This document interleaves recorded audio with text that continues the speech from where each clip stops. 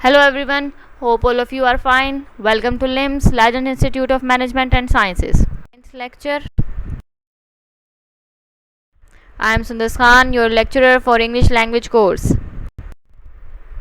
Okay, in this lecture we will discuss sentence means the topic of this lecture is sentence. हम इसमें sentence discuss करेंगे. Sentence क्या होता है, sentence के कौन कौन से पार्ट्स होते हैं, सेंटेंस की कौन कौन सी काइंड्स हैं, डिफरेंट काइंड्स हैं according to use, according to form. हम ये तमाम चीज़ें जो हैं सेंटेंस से रिलेटेड, सेंटेंस की डेफिनेशन क्या होती है, ये तमाम चीज़ें हम लोग इस लेक्चर में डिस्कस करेंगे.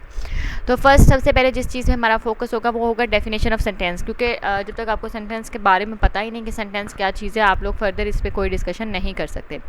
सेंटेंस क्या है? Sentence is a group of words that can make complete sense is called a sentence. Means के ग्रुप ऑफ वर्ड्स जो कि एक कंप्लीट सेंस आपको दे रहे हैं या एक कंप्लीट सेंस बना रहे हैं, तो उन ग्रुप ऑफ वर्ड्स को हम लोग जो नाम देते हैं वो है सेंटेंस का. अ group of words that makes complete sense, यानी कि एक वर्ड नहीं है बल्कि ग्रुप ऑफ वर्ड्स हैं, और वो अगर आपको कंप्लीट सेंस दे रहे हैं किसी चीज़ की तो वो सेंटेंस होगा. A sentence expresses a complete thought. Means के एक सेंटेंस जो है वो एक कंप्लीट थॉट से डील करता है. उसके अंदर आपको एक कंप्लीट थॉट मिलती है, उसके अंदर आपको एक कंप्लीट बात मिलती है. एक सेंटेंस में जो है वो एक्सप्रेस करता है, वो एक कंप्लीट थॉट एक्सप्रेस करता है, वो आपको एक कंप्लीट बात देता है, उसके अंदर आपको एक कंप्लीट थॉट मिलेगी. A sentence must contain a subject and a verb. अब आपको यहाँ पर मैंने कहा कि ग्रुप ऑफ वर्ड्स हैं जो कि आपको एक कंप्लीट सेंस दे रहे हैं, तो उस चीज़ को हम लोग सेंटेंस का नाम देते हैं. और अगर हम बात करें कि सेंटेंस में क्या क्या चीज़ें ज़रूरी हैं, तो वो हैं एक सब्जेक्ट एक ज़रूरी है सेंटेंस के अंदर, और सेकंड जो चीज़ है वो है वर्ब. एक सेंटेंस में एक सब्जेक्ट होता है और एक वर्ब होता है. ठीक है, ये दोनों चीज़ें सेंटेंस के लिए ज़रूरी हैं. एग्जाम्पल आपको दी है, Ali walked to the store. अब इसके अंदर देखें, अली मैंने आपको पहले बताया एक सब्जेक्ट है और एक वर्ब है, तो यहाँ पे हमें क्लियर करना पड़ेगा कि अली क्या सब्जेक्ट कौन सा है और वर्ब कौन सा है. अली जो है ये है सब्जेक्ट ऑफ द सेंटेंस आप कह सकते हैं, और वॉक मैंने रेड से मार्क किया है और नीचे वर्ब भी रेड से लिखा है ताकि आपके लिए इजी हो जाए कि वॉक जो है ये है वर्ब. अब आपको वर्ब की डेफिनेशन पता है कि वर्ब आपको क्या बताता है, या आपको एक्शन के बारे में बताता है या स्टेट ऑफ बीइंग आपको बताता है. तो यहाँ पर वॉक जो है ये वर्ब है और अली जो है ये है सब्जेक्ट. ठीक.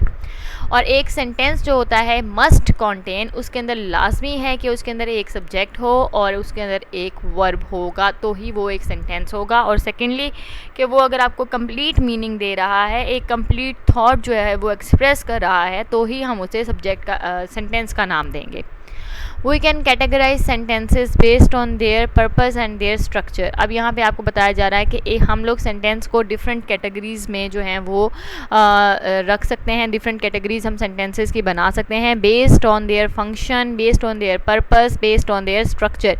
मीन्स कि हम स्ट्रक्चर की बेस पे और पर्पस की बेस के ऊपर सेंटेंसेस को डिफरेंट कैटेगरीज में जो हैं वो डाल सकते हैं. A sentence is a group of words. दोबारा से वही बात आई कि ग्रुप ऑफ वर्ड्स है that makes a complete sense, contains a main verb and begins with a capital letter. ये अगर आप चाहें तो आप ये एक डेफिनेशन तो है वो तैयार कर सकते हैं, क्योंकि इसके अंदर तमाम चीज़ें आ रही हैं कि ग्रुप ऑफ वर्ड्स है, कंप्लीट सेंस आपको दे रहा है, एक वर्ब और एक सब्जेक्ट इसके अंदर मौजूद है, और हमेशा जो है ये कैपिटल लेटर से जो होता है वो हम सेंटेंस को स्टार्ट करते हैं. तो एक ऐसा हम एक सेंटेंस उस चीज़ को कहेंगे या उस लाइन को कहेंगे जिसके अंदर ग्रुप ऑफ वर्ड्स हों जो कि आपको कंप्लीट सेंस दे रहा हो, जिसके अंदर एक वर्ब हो, एक सब्जेक्ट हो, और जो एक आप कह सकते हैं कैपिटल लेटर से हम लोग हमेशा सेंटेंस को स्टार्ट करते हैं. A set of words that is complete in itself, typically containing a subject and a predicate, conveying a statement, question, exclamation or command, and consisting of a main clause and sometimes one or more subordinate clauses. अब ये जो सी definition है ये बिल्कुल different है, यानी कि set of words हैं, यानी कि ग्रुप ऑफ वर्ड्स आप कह सकते हैं, जो कि कंप्लीट है इन इट्स सेल्फ.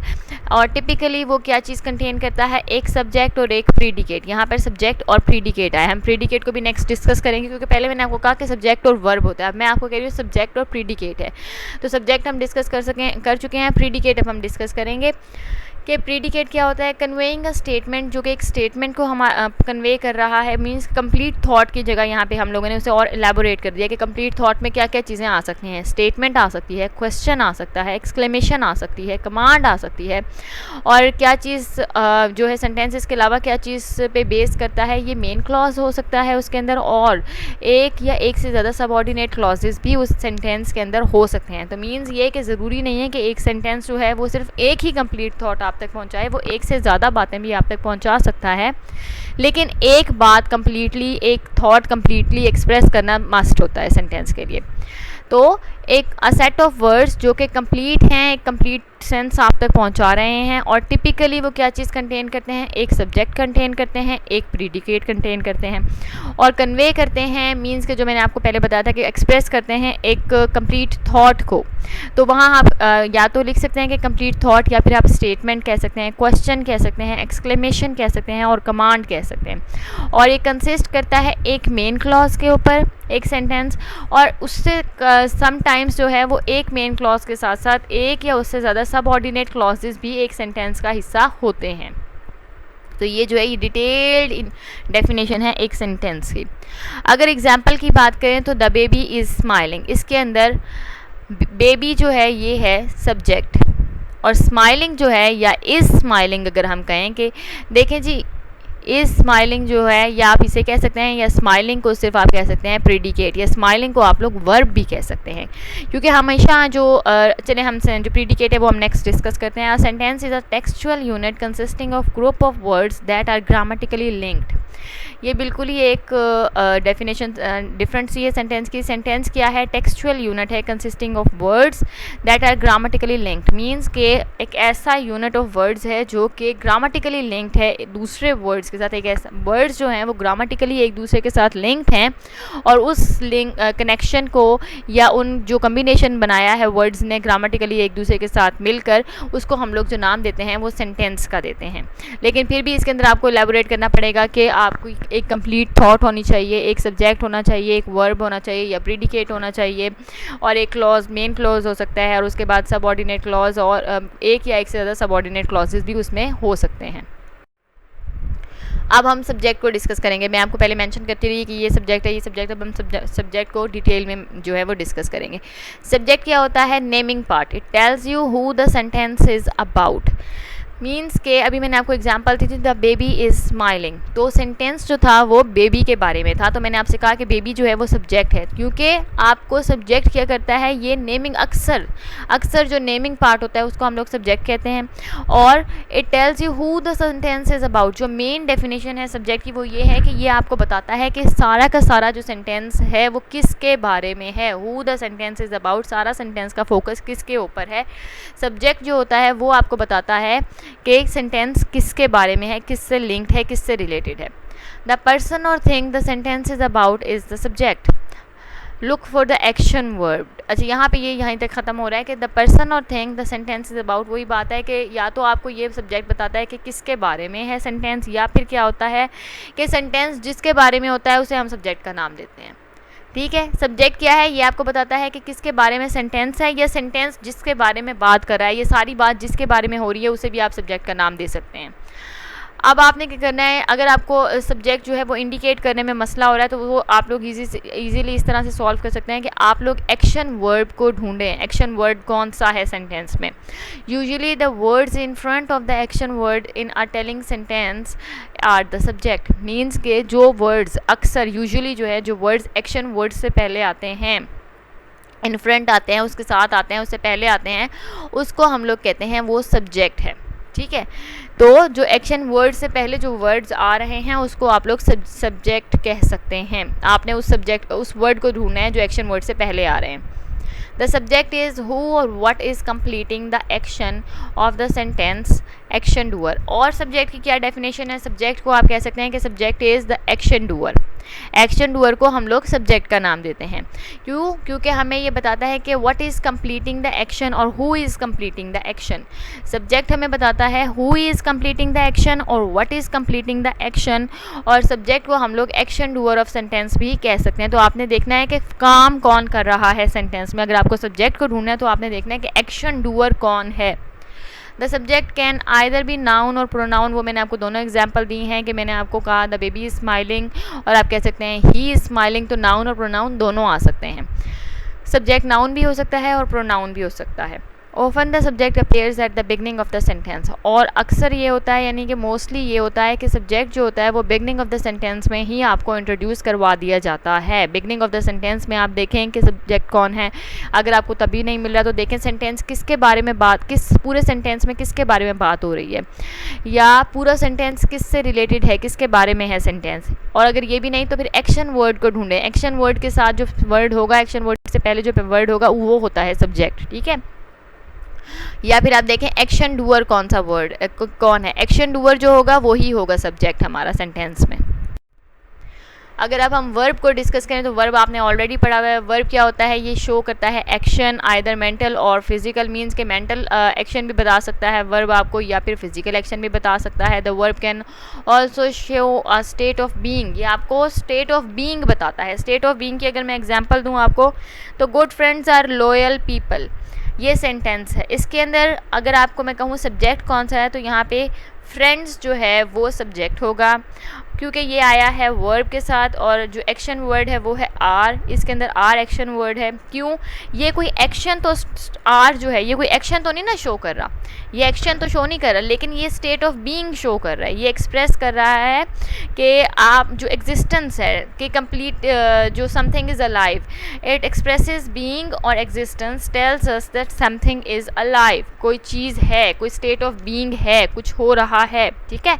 तो वर्ब जो होता है ये ज़रूरी नहीं है कि आपको एक्शन ही शो करे। एक्शन आपको दो तरह से शो किया जा सकता है कि फिजिकल एक्शन हो सकता है और मेंटल एक्शन हो सकता है, और सेकेंडली आपको स्टेट ऑफ बीइंग शो कर सकता है वर्ब। अगर अब हम प्रीडिकेट की बात करें, जो मैंने आपको कहा था कि हम प्रीडिकेट हम बाद में डिस्कस करेंगे, तो प्रीडिकेट क्या होता है कि प्रीडिकेट है the predicate of the sentence is the part that contains an action, means के एक तो एक्शन डूअर हुआ ना, उसके बाद क्या है जो पार्ट ऑफ द सेंटेंस है जिसमें एक्शन हो रहा है, उस मीन्स एक तो वर्ब हो गया जो एक्शन वर्ब, एक एक्शन वर्ब जो होता है वो एक्शन शो कर रहा होता है, स्टेट ऑफ बीइंग शो कर रहा होता है। तो वो जो पार्ट है सेंटेंस का सब्जेक्ट के बाद जो कि शो कर रहा है कि क्या एक्शन हो रहा है, उस पार्ट को हम लोग नाम देते हैं प्रीडिकेट का। Predicate follows the subject and explains an action which is done by the subject, कि ये हमें वो एक्शन, ये प्रीडिकेट जो होता है ये वो पार्ट होता है जिसमें हमें ये बताया जाता है कि which is done by the subject, an action which is done by the subject, कोई ऐसा एक्शन जो कि सब्जेक्ट करता है, जो कि सब्जेक्ट से सब्जेक्ट को करते हुए दिखाया जाता है। तो जो पार्ट है सेंटेंस का जिसके अंदर ये चीज़ दिखाई जा रही है कि कोई काम हो रहा है, जिस तरह इस स्माइलिंग मैंने आपको कहा था कि स्माइलिंग एक एक्शन है जो कि हो रहा है, तो वो होगा प्रीडिकेट ऑफ द सेंटेंस। अगर हम इसके अंदर बात करें तो द लाइन रोर्स, तो इसके अंदर रोर्स जो है ये एक एक्शन हो रहा है, ये है प्रीडिकेट ऑफ द सेंटेंस, ठीक है ना। तो वो पार्ट सेंटेंस का जिसके अंदर आपको एक्शन होते हुए दिखाया जाता है, उस पार्ट ऑफ द सेंटेंस को हम लोग नाम देते हैं प्रेडिकेट का। अगर अब हम सेंटेंस की क्लासिफिकेशन देखें कि सेंटेंस की क्लासिफिकेशन क्या है, मीन्स के सेंटेंस की काइंड्स क्या हैं, सेंटेंस की टाइप्स क्या हैं, तो sentences are of two types के सेंटेंसेस होते हैं। एक होता है अकॉर्डिंग टू यूज़ और एक होता है अकॉर्डिंग टू फॉर्म, मीन्स के एक होता है हम सेंटेंस को यूज़ किस तरह करते हैं और एक होता है अकॉर्डिंग टू फॉर्म के उनकी कौन कौन सी फॉर्म्स हैं, अकॉर्डिंग टू फॉर्म्स सेंटेंस की, या हम किस तरह की कौन कौन सी डिफरेंट फॉर्म्स हैं सेंटेंसेस की जिसके अंदर हम लोग उनको जो है वो कैटेगराइज कर सकते हैं।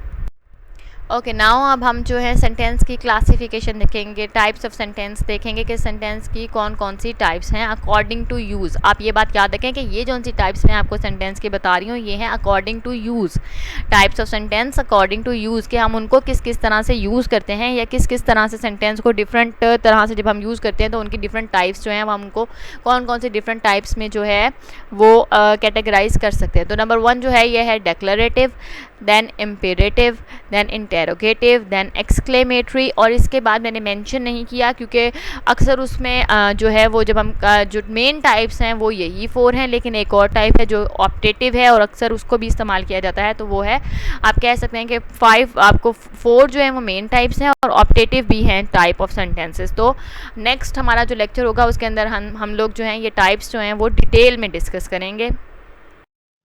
I hope each and everything is clear. If there are any questions, you can ask me. Thank you.